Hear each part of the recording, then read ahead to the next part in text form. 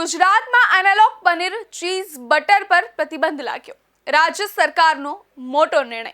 મહાનગરોમાં ફૂડ વિભાગના થાળા. ગુજરાત સરકારે 6 ઓગસ્ટથી રાજ્યમાં એનાલોગ પનીર ચીઝ અને બટરના ઉત્પાદન, વેચાણ, સંગ્રહ, પરિવહન અને વિતરણ પર સંપૂર્ણ પ્રતિબંધ મૂક્યો છે. આરોગ્ય મંત્રી પ્રફુલ પાનસેરિયાએ લોકોના સ્વાસ્થ્ય સુરક્ષાને ધ્યાને લઈને આ નિર્ણય કર્યો છે. ફૂડ અને ડ્રગ્સ લેબોરેટરીના પરીક્ષણમાં આરોગ્ય સાથે ચેડા થતા હોવાનું સામે આવ્યું હતું. નિયમ ભંગ કરનારને 5 લાખ સુધીનો દંડ અને જેલની સજા થશે.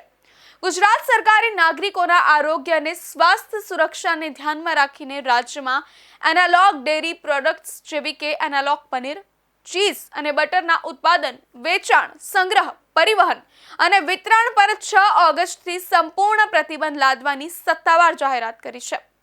ખોરાક અને ઔષધ નિયમન તંત્ર દ્વારા લેવાયેલા સેમ્પલિંગ અને પરીક્ષણમાં લોકોના આરોગ્ય સાથે ચેડા થતા હોવાનું સામે આવતા આરોગ્ય મંત્રી પ્રફુલ પાનસેરિયા દ્વારા આ મહત્વપૂર્ણ નિર્ણય લેવાયો છે.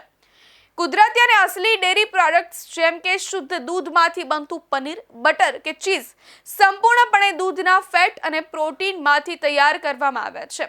જ્યારે એનાલોગ ડેરી પ્રોડક્ટ્સ એ ડેરી ઉત્પાદનો જેવા જ દેખાતા પણ કૃત્રિમ કે પ્રોસેસ્ડ વિકલ્પો છે. આવા ઉત્પાદનોમાં દૂધના કુદરતી ફેટના બદલે વનસ્પતિ તેલ, વનસ્પતિ ઘી, સ્ટાર્ચ, કેમિકલ્સ કે અન્ય બિન ડેરી ઘટકો ઉમેરીને પનીર, ચીઝ કે બટર જેવો દેખાવ અને ટેક્સચર આપવામાં આવે છે. આ ઉત્પાદનો દેખાવમાં અસલી પનીર કે ચીઝ જેવા જ લાગે છે, પરંતુ ગુણવત્તામાં સાવ અલગ હોય છે.